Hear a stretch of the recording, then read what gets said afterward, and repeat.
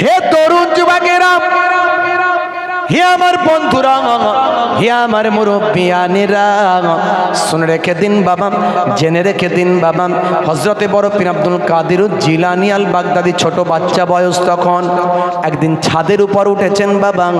ছাদের উপর উঠে পড়ে হঠাৎ করে তিনি দেখতে পেলেন আল্লাহ তাকে এত বড় নিয়ামতের হকদার করবেন, জামানার এত বড় অলি বান্দা বানাবেন। এমন সময় তিনি ছাদের উপর উঠে দেখতে পেলেন সারা পৃথিবীটা একটা মরুভূমিতে পরিণত হয়েছে। সেই জায়গাতে সাদা পোশাকে সাদা কাপড়ে আল্লাহর নেক বান্দারা ইবাদতে মশগুল আছে। 6 বছর বয়স, হে তরুণ যুবকেরা, কিন্তু জিলান নগরীতে এমন কোন ময়দান তো নাই, এমন লক্ষ লক্ষ মানুষের সমাগম তো হয়নি, কিন্তু 6 বছর বয়সে আল্লাহ তাকে দেখালেন তিনি তো অবশ্যই হবেন ওলিদের বাদশাহ।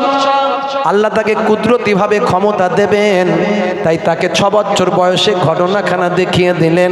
ছাদ থেকে নেমে এলেন, মাকে বললেন, মা ও মা, মা গো মা, ও মামা, আমি একটা ঘটনা বলি মা। ছাদে যখন উঠলাম এই ঘটনা আমি দেখলাম। মা বললেন, বাবা ছেলে শুনে রেখে দাও, জেনে রেখে দাও, তুমি যে ময়দানটা দেখেছো সাধারণ কোনো ময়দান নয়, ওই ময়দানটা আল্লাহর মক্কা শরীফে আল্লাহর আরাফাতের ময়দান। ও ছেলে শুনে রেখে দাও, সাদা পোশাকে যে আল্লাহর নেক বান্দাদের তুমি ইবাদত করতে দেখেছো, ওটা সাধারণ কোন দুনিয়ার মানুষ ওরা নয়, ওরা সব আল্লাহর দরবারের মেহমান, ওরা হলো আল্লাহর হাজী বান্দারা। জোরে হবে না, জোরে হবে না। মাকে বলল, মা সবাই আল্লাহকে চিনবে আর তোমার আব্দুল কাদের চিনবে না। মা ছিলেন আল্লাহর অলি বান্দি, বড় পীর নাম শুনেছেন। মাটা কেমন ছিলেন, বাপটা কেমন ছিলেন ওয়াজে তো নিশ্চয় শুনেছেন। বাপ একটা আপেল ফল খেয়ে ফেলেছিল, খেয়ে ফেলে সেটাকে গোনা মাফি চাওয়ার জন্য আল্লাহর কাছে মাফ পাবেন, তাই আপেল ফল কার খেয়েছি তার কাছে ক্ষমা চাইতে হবে বলে তার বাগানের খেদমত করেছিল। সেখানে গিয়ে শুধু তাই নয়, তার মেয়েকে বিবাহ করেছিল। তিনি হলেন আল্লাহর নেক বান্দি, বড় পীরের আম্মা জান, ভাই আমার উম্মুল খায়ের ফাতেমা। তিনি একজন বিদুষী মহিলা, শিক্ষিতা, জ্ঞানী, আল্লাহর নেক বান্দি মহিলা। বাবাজিরা আমার, মাটা কেমন বাপটা কেমন, মাটা কেমন ছিলেন বাপটা কেমন ছিলেন। বড় পীরের আম্মা জান সন্তানকে পেটে নিয়ে আল্লাহর ইবাদত কোরআন তেলাওয়াতে মশগুল থাকতেন। বাচ্চা পেটের ভিতর বসে বসে আল্লাহর কোরআন তেলাওয়াত শুনতে পেতেন। বিজ্ঞান বলছে মাতৃগর্ভে পঞ্চ ইন্দ্রিয়র মধ্যে সবচেয়ে আগে যে ইন্দ্রিয়টা কাজ করতে শুরু করে সেটা হলো শ্রবণ শক্তি। জোরে বলুন সুবহানাল্লাহ। আজকের বিজ্ঞানের গবেষণায় পাওয়া যায় মাতৃগর্ভে বাচ্চার 5টা ইন্দ্রিয়র মধ্যে সব ইন্দ্রিয়র থেকে প্রথম যে ইন্দ্রিয়টা কাজ করতে শুরু করে সেটা হলো শ্রবণ ইন্দ্রিয়। আর 1450 বছর আগে আল্লাহর কোরআন বলছে মায়ের পেটে মানুষের যে অঙ্গটা প্রথম কাজ করে সেটা হলো কান। জোরে হবে না, জোরে হবে না। বন্ধুরা আমার, 1450 বছর আগে আল্লাহর কোরআন যেটা বলেছে, রাসূলের হাদিস যেটা বলেছে, সেটা আজকের যুগে বিজ্ঞান আর বাস্তবতায় পরিণত হয়েছে। আমি একটা দুটো নয়, অনেক উদাহরণ দিতে পারি, অনেক এক্সাম্পল দিতে পারি। ইউটিউব খুলবেন, আমার হাজার হাজার বক্তব্য পাবেন। ওয়াজ করার তো আমার ভাই আমার, আপনারা শুনতে চান তাই শোনাতে হয়, জোর করে মানুষ নিয়ে যায় তাই যেতে হয়। আপনাদের 5 জনের দোয়ায়, নানা দাদুর দোয়ায় 2026 সাল পর্যন্ত ডেট ফিল আপ আছে, বহু ফিল আপ আছে 26 সাল পর্যন্ত। বুঝতে পারছেন, ডেট বললেই পাবেন না। আর আমি নেশাদার বক্তা বলি, পেশাদার নয়। টাকা দিলেই পেয়ে যাবেন। অনেকে টোপ দেয়, হুজুর 30,000 দেবো, ওটাকে ক্যান্সেল করে দেন। পাগল পেয়েছো নাকি? ওয়াদার খেলাপ করা লোক আমি নয়, সিস্টেমে চলি, অন্য আর 5 জনের সঙ্গে গুলিয়ে ফেলবে না। ভাইরা আমার, এইখানে দেখতে পাচ্ছেন কটা ইউটিউব আজকে পারমিশন দিয়েছি তাই এরা এসেছে। না হলে ক্ষমতা নাই। আমি ইউটিউব বন্ধ করে দিয়েছি। আমি বলেছি যেদিন আমার প্রয়োজন মনে হবে কিছু দেওয়ার সেদিনে দেবো, ইচ্ছা মতো দেবো। তোমরা আসবে কাঁধে বন্দুক নিয়ে, ফাটাফাট শুধু রাখবেন, রাইফেল শিকার করবে, ঢিচু ঢিচু করে গুলি করবে, বেরিয়ে যাবে, যা ইচ্ছা যেমন করে কাটিং করবে, ছাড়বে, মারবে, ধরবে, ও সব চলবে না আমার কাছে। বন্ধ করে দিয়েছি। ও তোমরা গাল মন্দ দাও, রেগে যাও, যা খুশি বলো, আমার কিচ্ছু যায় আসে না, মোরা বল। কারণ তোমাদের ধরে আমি উঠিনি। আজ পর্যন্ত ইউটিউব চ্যানেলওয়ালা নিয়ে ঘুরে ঘুরে আমি বক্তা হয়নি। 22 বছর ধরে ওয়াজ করছি, আল্লাহ করাচ্ছেন। নানা দাদুর দোয়া, নানা দাদুর দোয়ায় স্টুডেন্ট লাইফ থেকে ওয়াজ করছি, করতে করতে সিঁড়ি দিয়ে উঠে উঠে উঠে উঠে এখানে এসেছি। সিঁড়ি দিয়ে উঠে উঠে এখানে এসেছি। টুপ করে উঠে বললাম লিফট দিয়ে হবে নয়, লিফট দিয়ে উঠে বললে লিফট দিয়ে নামাতে হয়। একমাত্র নামাতে গেলে সিঁড়ি দিয়ে নামাতে হবে, সেটা আল্লাহ ছাড়া পৃথিবীর কারো শক্তি নাই, কাউকে পরোয়াও করি নাই। বন্ধুরা আমার, নীতি নিয়ে চলি, অলিয়া উলিয়াদের ভালোবাসি, রাসূলের আদর্শকে ফলো করে চলি, নিজের স্টাইলে চলার চেষ্টা করি। বন্ধুরা আমার, অন্য 5 জনের সঙ্গে গুলিয়ে ফেলবেন না। আমি পারমিশন দিলে ইউটিউব চলবে, পারমিশন না দিলে ইউটিউব সব বন্ধ হয়ে যাবে। আমি যদি পারমিশন দিতাম, লোক যদি জানতো, এখানে 50খানা ইউটিউবার থাকতো। বন্ধুরা আমার, তরুণ যুবকেরা আমার, মুরব্বিয়ানেরা আমার, একটুখানি আপনাদের ভাবতে হবে, একটুখানি বুঝতে হবে, একটুখানি খেয়াল করতে হবে। আল্লাহর ওলিদের ভক্ত হতে হবে। নামাজ ছেড়ে দিয়ে কখনো আল্লাহর ওলি হওয়া যায় না। রাসূলের সুন্নত ছেড়ে দিয়ে কখনো আল্লাহওয়ালা হওয়া যায় না। শিক্ষাটা আমাদের গ্রহণ করতে হবে। আজ আমরা এত পিছিয়ে কেন, ভাবতে হবে। আজ চারিদিকে তাকিয়ে দেখুন, সারা বিশ্বে শুধু মুসলমান মার খাচ্ছে। কেন সারা বিশ্বে শুধু মুসলমান মার খাচ্ছে?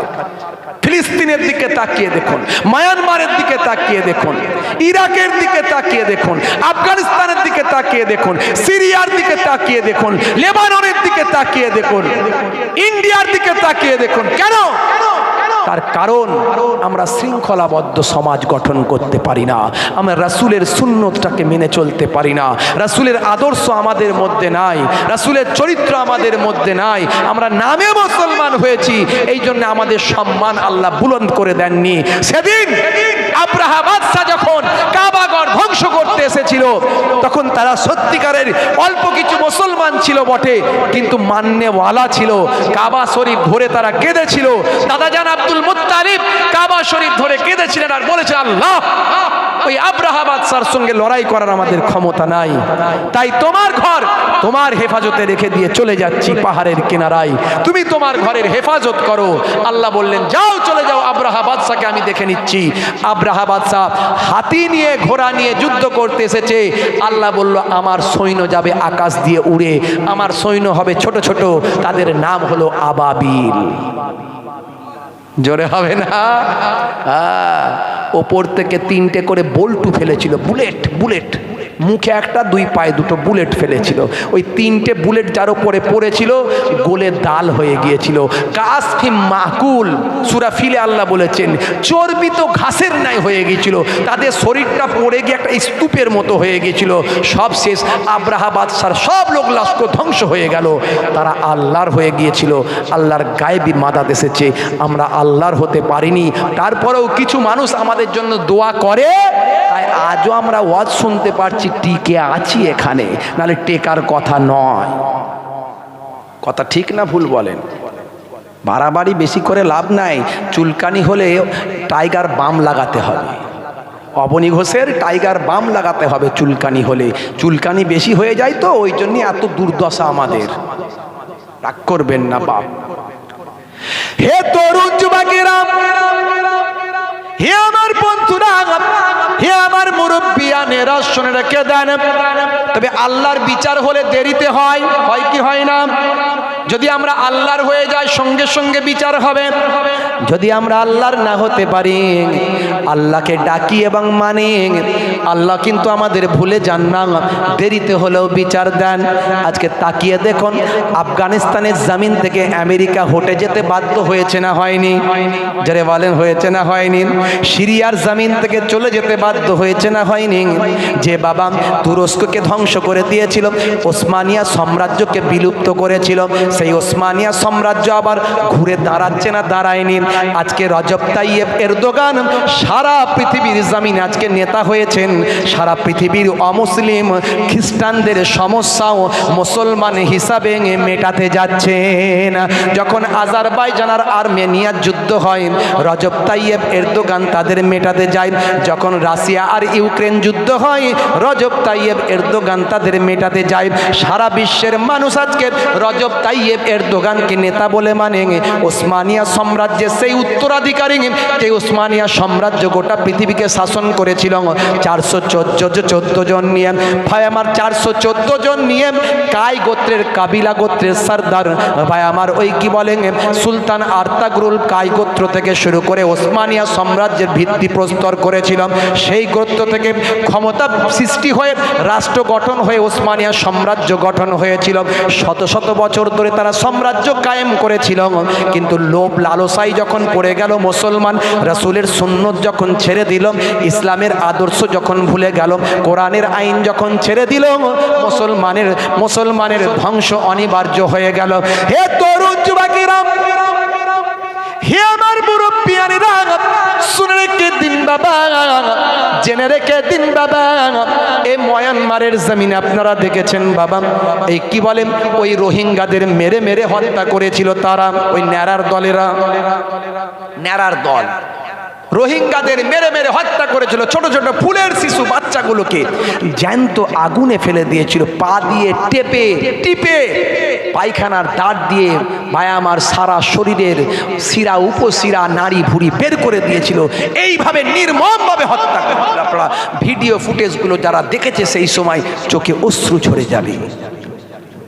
কিন্তু আমরা তো আল্লাহওয়ালা হতে পারিনি, তাই সেই সময় গায়েবী মাদাত আল্লাহ দেননি, আবাবিল পাখি পাঠাননি, কিন্তু সারা বিশ্বের মানুষ কেঁদেছিল। আমার আল্লাহ সাহায্য সহযোগিতা করেন, আল্লাহ ছাড় দেন, ছেড়ে দেননি। আজ তাকিয়ে দেখুন, ওই সমস্ত জালিমরা ঘরে ঘরে লড়াই করছে। কথা ঠিক না ভুল? আজকে তাকিয়ে দেখুন, যারা রোহিঙ্গাদের উপর অত্যাচার করেছিল, জুলুম করেছিল, তাদের ক্ষমতা শেষ হয়ে গেছে, সেই দল ক্ষমতাচ্যুত হয়েছে। এখন ভাই আমার ওই মায়ানমারের সেনারা ক্ষমতায় বসে গেছে, সেনা শাসন চলছে। শুধু তাই নয়, ওই সমস্ত দলগুলো তাদের বিরুদ্ধে যখন বিদ্রোহ করছে, হাজার হাজার বিদ্রোহীদেরকে সেনারা গুলি করে হত্যা করছে। আমরা কোনো হত্যার পক্ষে নয়, আমরা কোনো খুনের পক্ষ নয়, আমরা কোনো মৃত্যুর পক্ষে নয়, আমরা কোনো অন্যায়ের পক্ষে নয়। আমরা এটুকুই বলি, অপরাধ করলে শাস্তি তাকে পেতে হবে। আজ হোক, কাল হোক, পরশু হোক, একদিন না একদিন অপরাধী শাস্তি পাবেই পাবে। আল্লাহর গায়েবী মাদাত আসবে। তাই মুসলমান আল্লাহকে ডাকো। আজও 10 লক্ষেরও বেশি রোহিঙ্গা বাংলাদেশে আছে।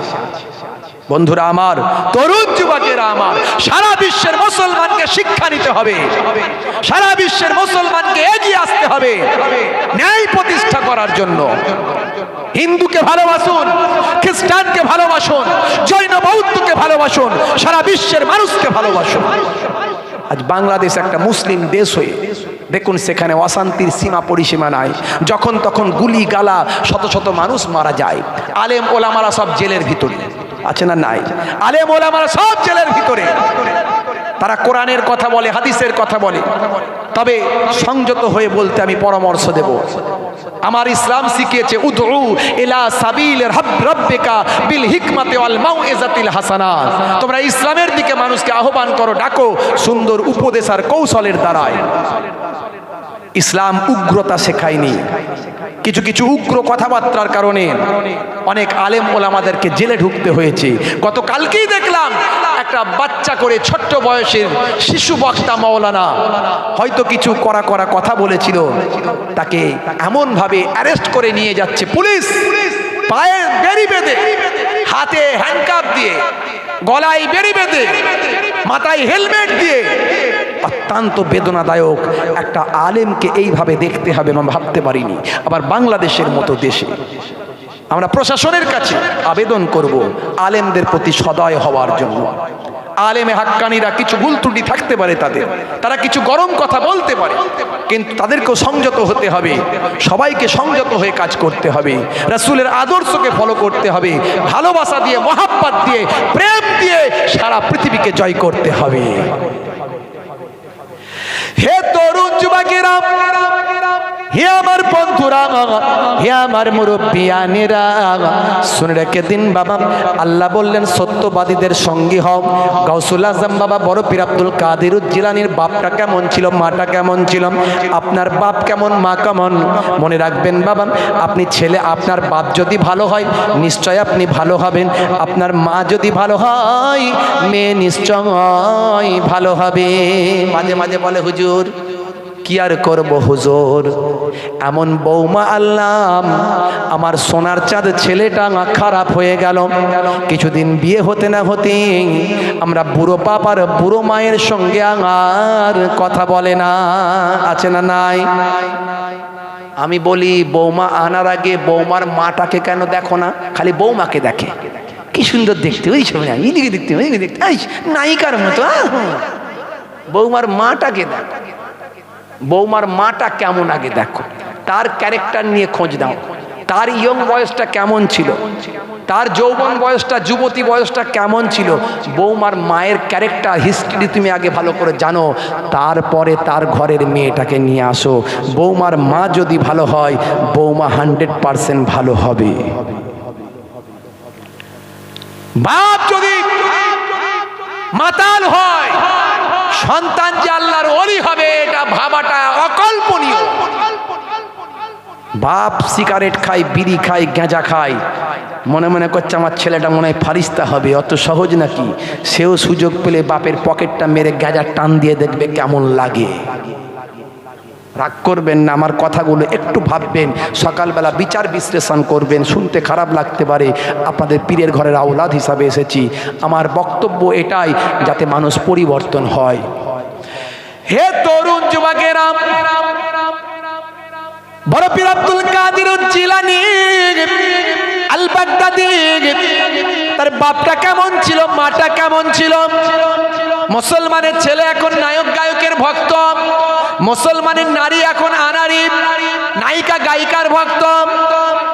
আজকালকার পোলা দেখো সঠিক পথে চলে না, পিতামাতা গুরুজনের কথা তারা শোনে না। আজকালকার পোলা দেখো সঠিক পথে চলে না, পিতামাতা গুরুজনের কথা তারা শোনে না। চুলগুলো ছোট ছোট, প্যান্ট শার্ট আটো সাটো, সুজুরা পায়ে দিয়ে, পেছনে ব্যাগ নিয়ে, লাল লাল জুতো পায়ে, চোখে কালো চশমা, দুই চোখ মেলে খোঁজে বেদের মেয়ে জোসনা, পাঞ্জাবি গায়ে দিয়ে, হাতা তার মোড়ানো, লম্বা ওড়নাটা কাঁধে আছে তার ঝুলানো, গায়ে হাতে ট্যাটু আঁকা, হেঁটে চলে আঁকা বাঁকা। ট্যাটু আঁকছে এখন আবার, হাই বাবা রে, মেসি এঁকেছে, ওকে আঁকতে হবে না, মেসি শিষ্য, মেসি শিষ্য, হায় ট্যাটু এঁকেছে, ট্যাটু। হ্যাঁ, গায়ে হাতে ট্যাটু আঁকা, হেঁটে চলে আঁকা বাঁকা, কাছে গেলে দেখা যায় সুস্থ ছেলে না, তিরঙ্গার দুর্গন্ধে টেকা যায় না, তিরঙ্গার দুর্গন্ধে টেকা যায় না। মুসলমানের ছেলে তিরঙ্গা, গুটকা, গোয়া, যত অশান্তি চলে এরা শান্তি খায়, ধান্দা ভালো চললে রজনীগন্ধা খায়। দেখবেন বন্ধুরা আমার, তরুণ যুবকেরা আমার, যেখানে বসে সেখানটা চষে দিয়ে বেরিয়ে যাবে, পুচ পুচ পুচ পুচ করে ফেলবে, 12 বছর ঘাস জন্মাবে না, দাঁত ঠোঁট জিভ সব এক করে ফেলেছে। হুজুর তকবীরের ধ্বনি দেয় না, আল্লাহু আকবার, গাল হাঁ করতে পারে না ভালো করে, গাল হাঁ করতে পারে না, এইগুলো সব ছিঁড়ে গিয়ে রক্ত বেরিয়ে যাবে। ছোট ছোট করে ভাত খায় অল্প অল্প করে, আর হাসে যখন তখন পুরো দাঁত বের করে না, করে হাসে মুখ চেপে, মনে মনে করে এদের বউগুলো টেকে কি করে, বুঝতে পারছেন? হে তরুণ যুবকেরা, মুসলমানের নারী করবেন না বাড়াবাড়ি, হয়ে যাবেন না আনারি। শুনে রাখুন, রাতের বেলা তাড়াতাড়ি মুসলমানের নারী চালাচ্ছে স্কুটি গাড়ি, গায়ে নাই ওড়না, বলছে আমার দিকে দেখ না, চুল করতে কালার, যাচ্ছে বিউটি পার্লার। নাম ছিল জরিনা, এবার হলো কারিনা। বলে দেখ আমার থোপরা, এদিকে লাল পালিশ, ওদিকে গাল পালিশ, ওদিকে ঠোঁট পালিশ, ওদিকে জিভ পালিশ, পালিশের উপর শুধু পালিশ। বলে দেখ আমার থোপরা যেন প্রিয়াঙ্কা চোপড়া। মুসলমানের নারী করছে বাড়াবাড়ি, স্বামীকে বলছে স্বামী নিয়ে আসো মিনু সারি, না হলে তোমার সঙ্গে করে দেব আরিম। আজ বিয়ে হয়েছে ভাই, কদিন পরে জানাই ভালো নাই, শ্বশুর শাশুড়ি হয়ে যাব আলাদা তাড়াতাড়ি। হে মুসলমানের নারী, করবেন না বাড়াবাড়ি। যদি বাম্মা শাশু শ্বশুর শাশুড়িকে যদি কষ্ট দেন, তাদের যদি দুঃখ দেন, জান্নাত আপনি পাবেন না। শাশুড়ি বৌমাকে মেয়ে মনে করুন, বৌমারা শাশুড়িকে নিজের মা মনে করুন, সংসারটা শান্তি হয়ে যাবে। হে তরুণ যুবকেরা, সত্যবাদীদের তাই সঙ্গী হতে হবে, আল্লাহ ওয়ালাদের সঙ্গী হতে হবে। গৌসুল আজম বাবা বড় পীর কত বড় সত্যবাদী, কত বড় আল্লাহ ওয়ালা। হে জওয়ান যুবকেরা, যেমন আল্লাহর আলেম বান্দা, তেমন আল্লাহর ওলি বান্দা, তেমন মুহাদ্দিস, তেমন মুহাক্কিক, তেমন ফাকিহ, তেমন পীর। অনেক কষ্ট করে আল্লাহর ওলি বান্দা হয়েছিলেন বাবা বড় পীর আব্দুল কাদের জিলানী। হে তরুণ যুবকেরা, মাকে বলল মা, ও মামা, তোমার সারা পৃথিবীর মানুষ আল্লাহকে চিনবে, তোমার সন্তানকে আল্লাহকে চিনবে না। মা বলল নিশ্চয় বাবা, নিশ্চয় তুমি আল্লাহকে চিনবে, কি চাও? বলে আমি বাগদাদে গিয়ে আল্লাহর কোরআন আর রাসূলের হাদিসটা শিখতে চাই। জোরে হবে না? হে তরুণ যুবকেরা, 6 বছর বয়স, মা বললেন বাবা, তোমার আব্বা জান আবু সালে মুসা জঙ্গি দোস্ত ইন্তেকালের আগে 80টা টাকা রেখেছিলেন, 40 টাকা তোমার, 40 টাকা তোমার ভাইয়ের। এই 40টা টাকা তোমার জামার বগলের তলায় ভালো করে সেলাই করে দিচ্ছি, এই বগলের তলায় রইল 40টা টাকা, তোমাকে ওয়াকফে লিল্লাহ করে দিলাম। যাও, আল্লাহ তোমাকে কবুল করুন আর হেফাজতে গ্রহণ করুন। যাও, তোমাকে আমি বিদায় দিলাম। 40টা টাকা দিয়ে ছেড়ে দিলেন। আর যাবার সময় বললেন বাবা ছেলে রে, যে কোনো অবস্থায় পড়ো না কেন, কখনো মিথ্যা কথা বলবে না। মুসলমানের ছেলে মিথ্যা ফুলঝুরি ওড়ায়, আছে না নাই? মুসলমানের ছেলে মিথ্যার ফুলঝুরি ওড়ায়। ঘরে শুয়ে আছে ভাই, বলছে আমি শিয়ালদায়। ঘরে শুয়ে আছে ভাই, বলছে আমি শিয়ালদায়। এত বড় মিথ্যা কেন বললি? বলে যদি বলি ঘরে আছি, তাহলে পাওনাদার ঘরে এসে বসবে ভাই। বলে টাকা তাড়াতাড়ি দে, না হলে আয়। তাই তাড়াতাড়ি বলে দিই শিয়ালদায়। মুসলমানের ছেলে ফুরি ফুরি, এই মোবাইলের যুগে বিরাট মিথ্যা কথা বেড়ে গেছে। আল্লাহর কোরআন বলছে তোমরা মিথ্যা থেকে দূরে থাকো, ওয়াইস্তানিবু কাউলা যুর, মিথ্যা পরহেজ করো। মিথ্যা হলো সমস্ত গুনাহের মা। ব্যবসা করতে গেলে বলে হুজুর মিথ্যা না বললে কি আর ব্যবসা হয়? ঘোড়া ভাই আমার গরুর হাটে গেছে, গরু লড়তে পারে না, কুরবানির গরু কিনবে, চলার ক্ষমতা নয়। বলছে আমার গরু পঙ্খিরাজ ঘোড়া রে, আমার গরু পঙ্খিরাজ ঘোড়া, দেখবে খুনি লেজটা ধরে এমন খেচে টান মারলো, গরিব পঙ্খিরাজ ঘোড়ার মতো লাফ, দেখছো পঙ্খিরাজ ঘোড়া? গরুর অবস্থা খুব খারাপ, বলছে পঙ্খিরাজ ঘোড়া। তারপর বলছে তুমি আমার পরিচিত লোক, খুদার কসম করে বলছি 3,000 টাকা কম দেবে, যাও। খুদার কসম করে 3,000 টাকা কম চাইছে পরিচিত লোক। কত কিনেছিস? বলছে কিনেছি আমি 18,000 টাকা, তোমার কাছে চেয়েছি 19,000 টাকা, বিক্রি করবো ভেবেছিলাম 25,000 টাকা, মাল কিনেছে 15,000-এ। বুঝতে পারছেন? খুদার কসম করে মিথ্যা কথা। মিথ্যা বলবেন না। আমার এটা রেট আছে, এটা বলবেন, মিথ্যা বলবেন না। আল্লাহ মিথ্যা বলতে নিষেধ করেছেন, নবী মিথ্যা বলতে নিষেধ করেছেন। বন্ধুরা আমার, তরুণ যুবকেরা, এত মিথ্যা কথা মোবাইলের যুগে বেড়েছে, ঘন ঘন মিথ্যা। আমাকে ফোন করে হুজুর কোথায়? আমি বলি রাস্তায়। হুজুর কোথায়? আমি রাস্তায়। আমি জায়গার নাম বলে দিলে তুমি হিসাব করে ফেলবে এক্ষুনি, এতক্ষণ সময় লাগবে। আমি যদি লেট করি বলবে হুজুর মিথ্যা কথা বলেছে। আমি মিথ্যাও বলবো না, সঠিকটাও বলবো না। আমি রাস্তায় আছি, সত্য কথা বলেছি। রাস্তায় আছি, সত্য কথা বলেছি। হ্যাঁ, চালাক লোক নয়, এটা আমাদের হিকমা। কোরআন হাদিস পড়লে আপনি এটা বলবেন, আপনি মিথ্যা বলবেন না। ওই পাকাল মাছ দেখেছেন তো, কাদায় থাকে, গায়ে কাদা লাগায় না। হ্যাঁ, পাকাল মাছ দেখেছেন, গায়ে থাকে, কাদায় থাকবে, গায়ে কাদা লাগায়। এর জন্যে আল্লাহর কোরআন আর হাদিস শিখতে হবে। ইমামে আজম আবু হানিফা হুজুরকে ধরতে এসেছে পুলিশ। কেন? ইমামে আজম আবু হানিফাকে ভাই আমার মহারাজ বলছে, কি বলে, খলিফা বলছে বিচারক হতে হবে। ইমামে আজম আবু হানিফা বললে, বিচারক যদি আমি হই, প্রথমে তো খলিফাকেই জেলে ঢোকাবো। আমাকে যদি বিচারক বানিয়ে দেয়, আমি খলিফাকেই তো জেলে ঢোকাবো। তো খলিফাকে জেলে ঢোকালে খলিফা আমাকে ছাড়বে? আমি বিচারক হওয়ার যোগ্য নাই, বিচারক হব না। খলিফা জোর করছে, বিচারক হতেই হবে। আবু হানিফা হুজুর বলে আমি হব না, খলিফা বলে হতেই হবে। আবু হানিফা হুজুর বলে আমি হবার যোগ্য নয়। বলছে আপনি মিথ্যা কথা বলছেন। শুরু করে দিল আসল ফর্ম, শুরু করে দিল খলিফা, মিথ্যা কথা বলছেন। ইমামে আজম আবু হানিফা, আল্লাহ তাকে কোরআনের জ্ঞান দিয়েছেন, বলে দেখুন মিথ্যা কথা বলছেন, এই যে আপনি আমাকে বললেন, তাহলে মিথ্যাবাদী কখনো খলিফা বিচারক হতে পারে? কাজী কখনো মিথ্যাবাদী হতে পারে? তাহলে আমি তো হওয়ার যোগ্য নয় আপনার কথা অনুযায়ী। বলে অত কথা শুনবো না, আপনার হতেই হবে। শেষে পুলিশ পাঠিয়ে দিয়েছে, পুলিশ পাঠিয়ে দিয়েছে। ইমামে আজম আবু হানিফা হুজুরকে ধরতে এসেছে, এসে বলছে আচ্ছা নোমান কোথায়? আসল নাম হচ্ছে নোমান বিন সাবিত। নোমান কোথায়? সর্বনাশে তো আমাকে এসে খুঁজছে, আমাকেই জিজ্ঞাসা করছে, আমাকে ধরার জন্য এসছে, আমাকেই জিজ্ঞাসা করছে। বললি তো ধরে নিয়ে বেরিয়ে যাবে। তো উনি হাঁটতে হাঁটতে হাঁটতে হাঁটতে খাইটা গল্প করতে করতে চলে এলেন। এসে বললেন ওইখানে তো দাঁড়িয়েছিল, সরে গেছে। ওইখানে তো দাঁড়িয়েছিল, সরে গেছে। পুলিশকে বোকা বানিয়ে দিলেন, পুলিশ বুঝতে পারলো না, চলে গেল। এটা হলো হিকমা, মিথ্যা বলবেন না। এটা কেন বললাম উদাহরণটা? মিথ্যা বলবেন না, মিথ্যা ছাড়া অন্য কৌশল অবলম্বন করুন। মিথ্যা হলো সমস্ত গুনাহের মা। কথাগুলো সকালবেলা বিশ্লেষণ করবেন, সারা রাত ওয়াজ শুনে কি পেলেন, লাভ হলো না লোকসান হলো, আমি সেই জন্য কথাগুলো বলছি। হে তরুণ যুবকেরা, হে আমার বন্ধুরা, হে আমার মুরব্বিয়ানেরা, শুনে রেখে দেন, সত্যবাদীদের কেন সঙ্গী হবেন? তারা আপনাকে আমাকে কতটা ভালোবাসেন।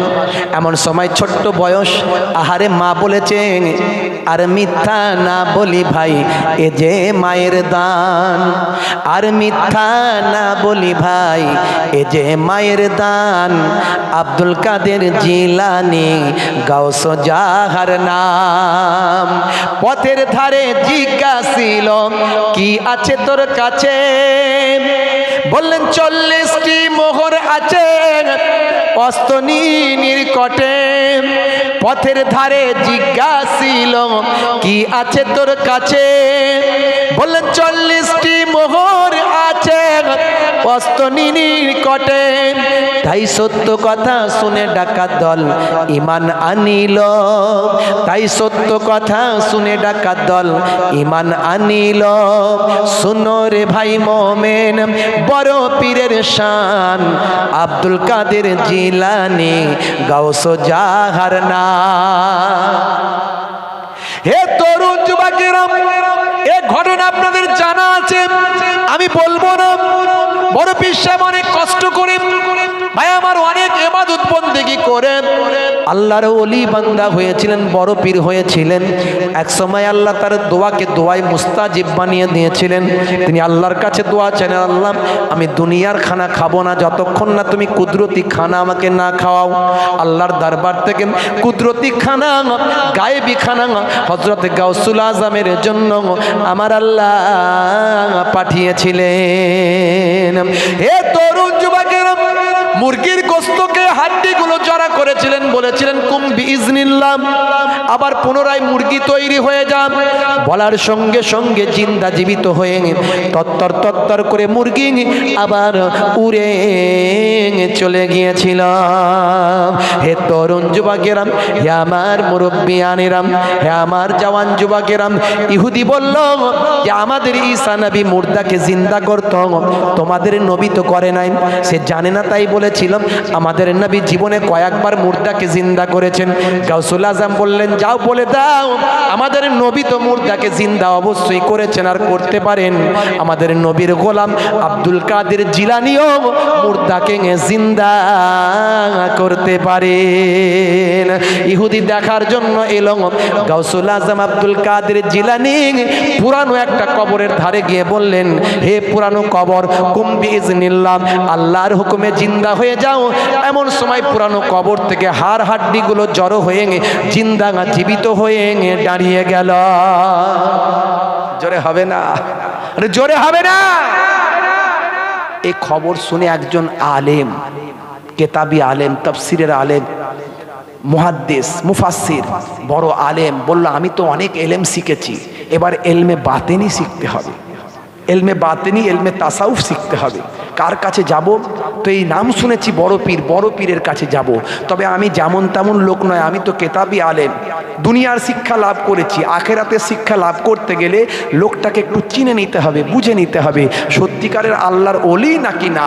তাই হুজুরের কাছে আমি বায়াত মুরিদ হওয়ার আগে হুজুরের নাম এত শুনেছি, কিন্তু একটু ভেরিফাই করতে হবে, যদি আল্লাহর ওলি হয় নিশ্চয় রাতের বেলা এবাদত বন্দেগিতে কাটাবে। তো আমি একটু এবাদতের শব্দ টব্দ পাবো, তাই হুজুরের হুজরার বাইরে একটু রাতটা কাটাবো, রাতটা কাটাবো। এটুকু বলে শেষ করে দিচ্ছি, কষ্ট আর দিতে চাই না, এটুকু বলে শেষ করে দিচ্ছি।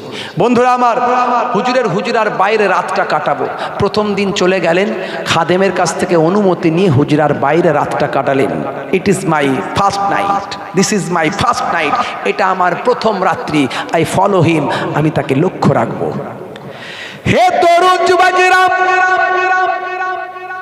হে আমার বন্ধুরা, হে আমার মুরব্বিয়ানিরা, প্রথম রাত্রিতে হুজরা মুবারকের বাইরে চুপটি মেরে আল্লাহর আলেম বান্দা বসে আছেন, কানটা হুজরা মুবারকের দিকে লাগিয়ে রেখেছেন।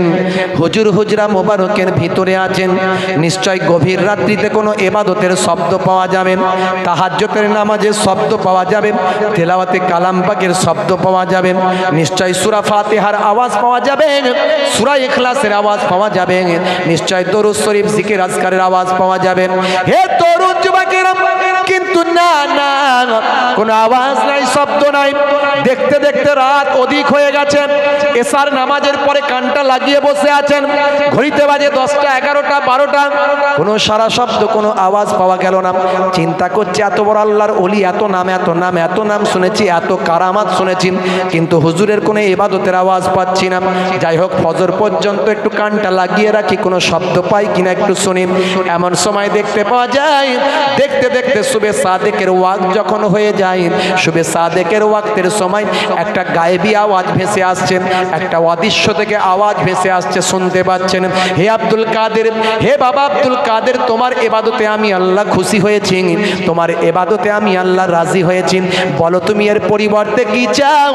সেই সময় গাউসুল আজম বাবা বড় পীর আব্দুল কাদের জিলানী বললেন, আমার মাবুদ আল্লাহ, যদি আমার ইবাদতে আপনি খুশি হয়ে যান, তাহলে আমি আব্দুল কাদেরকে মোটা বানিয়ে দেন, মোটা বানিয়ে দেন। মাওলানা সাহেব মনে মনে করছে, হুজুর মোটা হতে চাইছেন কেন? বড্ড রোগা পাতলা না কি রে বাবা, মোটা কেন হতে চাইছে? না না না, এ কথার উপর ভিত্তি করে আমি বায়াত মুরিদ হতে পারবো না। আমার এলমে বাতেনিটা তার কাছ থেকে শিখবো, তিনি কেমন লোক, এই কথার উপর ভিত্তি করে আমি তাকে মানতে পারবো না। ঠিক আছে, this is my second night, I follow him. দ্বিতীয় রাত্রিটা আমি একটু অপেক্ষা করি এবং তাকে লক্ষ্য রাখি। দ্বিতীয় রাত্রিতে আবার একইভাবে, একই স্টাইলে এশার নামাজের পর বসে আছেন, আবার একই রকম ঘটনা, কোনো সারা শব্দ নাই। আবার সেই ফজরের আগে শুবে সাদেকের সময় আবার একই আওয়াজ আসলো, কি চাও তুমি আমার কাছে, কি চাও? বলে, একটা জিনিস চাই আল্লাহ, সেটা হলো আমাকে মোটা বানিয়ে দাও। আবার সে একই কথা বলে, না আর একটা না, আর একটা রাত থাকবো, লাস্ট নাইট, লাস্ট নাইট, এটাই আমার শেষ রাত, আমি লাস্ট রাত্রিটা লক্ষ্য রাখবো। হে তরুণ যুবকেরা, তৃতীয় রাত্রিতে আবার বসে আছেন চুপটি মেরে, সার নামাজ পড়ে কানটা হুজরা মোবারকের দিকে লাগিয়ে দিয়েছেন। এমন সময় দেখতে পাওয়া যায় গভীর রাত হয়ে গেছে, কোনো শব্দ নাই, আওয়াজ নাই, তাহাজ্জুদের আওয়াজ, নামাজের আওয়াজ পাওয়া যায় না, তেলাওয়াতে কালাম পাকের আওয়াজ পাওয়া যায় না, জিকির আজকারের আওয়াজ পাওয়া যায় না। দেখতে দেখতে দেখতে দেখতে আবার সুবে সাদেকের ওয়াক্ত হয়ে গেল। সেই সময় আবার একটা গায়েবী আওয়াজ আসে, হে বাবা আব্দুল কাদের, তোমার ইবাদতে আমি আল্লাহ সন্তুষ্ট হয়েছি, বলো তুমি এর পরিবর্তে কি পেতে চাও? সে সময় আব্দুল কাদের জিলানী বাবা বড় পীর সাহেব বললেন, মাবুদ আল্লাহ, যদি আমার ইবাদতে আপনি খুশি হয়ে থাকেন, যদি আমার ইবাদতে আপনি রাজি হয়ে থাকেন, আমি আব্দুল কাদেরকে মোটা বানিয়ে দেন, মোটা বানিয়ে দেন, মোটা বানিয়ে দেন, মোটা বানিয়ে দেন, এমন মোটা করে দেন, এমন মোটা করে দেন, আমি আব্দুল কাদের যদি একা জাহান্নামের দরজার সামনে গিয়ে দাঁড়িয়ে যাই, কোন উম্মতে মুহাম্মাদি যেন জাহান্নামায় ঢুকতে না পারে। জোরে হবে না? আরে জোরে হবে না? নারী দেখবে আল্লাহর ওলিরা আপনাকে আমাকে কত ভালোবাসে, চিন্তা করুন। তাই তো আমরা ওলিদের ভালোবাসি। যারা বাসে না তাদের সঙ্গে আমাদের কোনো কথা নাই। ওয়াজ শুনলেই বুঝতে পারবেন নবী প্রেম ওলি প্রেম বক্তার আছে নাকি। বক্তার মধ্যে ওলি প্রেম, নবী প্রেম, নবী প্রেম, ওলিদের প্রেম আছে নাকি। বক্তার মধ্যে যদি বোঝেন যে এর নবীর প্রতি তুচ্ছ তাচ্ছিল্য করে কথা বলছে, প্রেম ভালোবাসা দিয়ে কথা বলে না, ওলিদের প্রতি তুচ্ছ তাচ্ছিল্য করে কথা বলছে, প্রেম ভালোবাসা দিয়ে কথা বলে না, আহলে বায়াতের মহাব্বত নাই, বুঝবেন এটা নবী আনা বক্তা নয়, এটা হলো এজিদি বক্তা। এই এজিদি বক্তাদের বক্তব্য শুনলে ঈমান নষ্ট হয়ে যেতে পারে। তাই এদের বক্তব্য শুনবেন না। এখন সোশ্যাল মিডিয়ার যুগ, আপনি যখন তখন বক্তব্য যাত্রার পাবেন, শুনতে বারণ করি না। শুধু এজিদি মার্কা বক্তাদের বক্তব্য শুনলে আপনার আখেরাত শেষ হয়ে যেতে পারে, সাবধান করে দিলাম। বাবাজি সত্যবাদীদের সঙ্গী হন, নামাজি হয়ে যান। ওলি আল্লাহরা নামাজ ছেড়ে দিয়ে ওলি আল্লাহ হননি। 5 ওয়াক্ত নামাজ পড়ুন, কাল কায়ামতের দিনে তবে দাদা হুজুরের সঙ্গে উঠতে পাবেন। রাসূলের সুন্নতটাকে মেনে চলুন, তবে দাদা হুজুরের সঙ্গে হাসরটা হবে।